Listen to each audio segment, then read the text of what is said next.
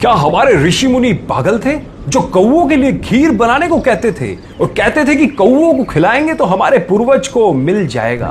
नहीं, हमारे ऋषि मुनि बहुत ही क्रांतिकारी विचारों के थे। यह है सही कारण। जैसा कि आप जानते हैं कि पितृपक्ष के दिनों में कौओं को पितरों का प्रतीक मानकर भोजन कराया जाता है। यह सवाल अक्सर पूछा जाता है कि आखिर भोजन कौए को ही क्यों दिया जाता है। यहां कुछ ऐसे ही जवाब और रियल फैक्ट्स हम आपको देने जा रहे हैं जिससे आप जान सकेंगे कि भारत की प्राचीन सभ्यताओं में कौवे को इतना महत्व क्यों दिया गया है और पौराणिक कथाओं में कब कब कौवे का जिक्र आया है। गरुड़ पुराण में बताया गया है कि कौवे यमराज के संदेश वाहक होते हैं। श्राद्ध पक्ष में कौवे घर घर जाकर खाना ग्रहण करते हैं।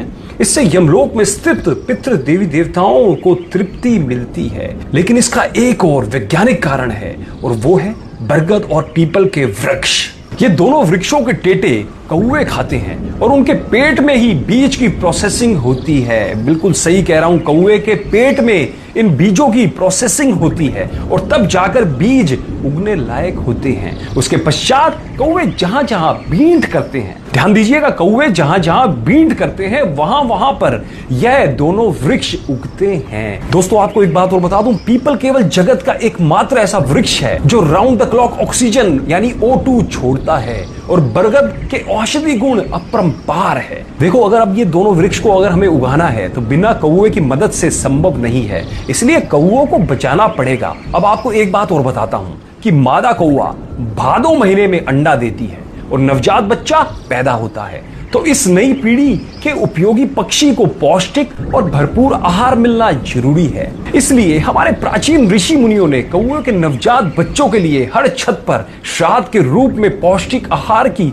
व्यवस्था कर दी थी, जिससे कि कौओं की नई जनरेशन का पालन पोषण हो जाए। इसलिए दिमाग दौड़ाएं, श्राद्ध करना प्रकृति के रक्षण के लिए नितांत आवश्यक है।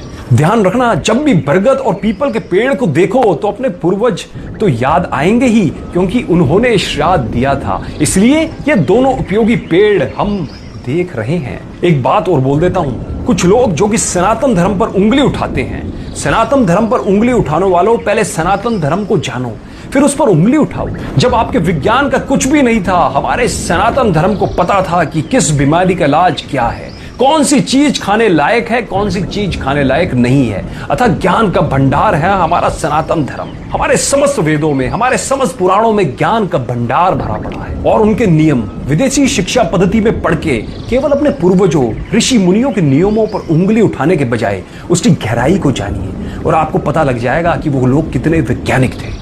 दोस्तों, मैं आप सब लोगों से एक अपील करना चाहता हूं कि इस वीडियो को ज्यादा से ज्यादा शेयर करें, जिससे समस्त लोगों को हमारे सनातन धर्म के बारे में पता लग पाए और उन लोगों को यह भी पता लग पाए कि हमारे जो पूर्वज थे, जो हमारे ऋषि मुनि थे, वो कितने वैज्ञानिक आधार पर चीजों को सोचते थे, उनका आकलन करते थे और सब लोगों को इस ज्ञान के बारे में जरूर बताएं।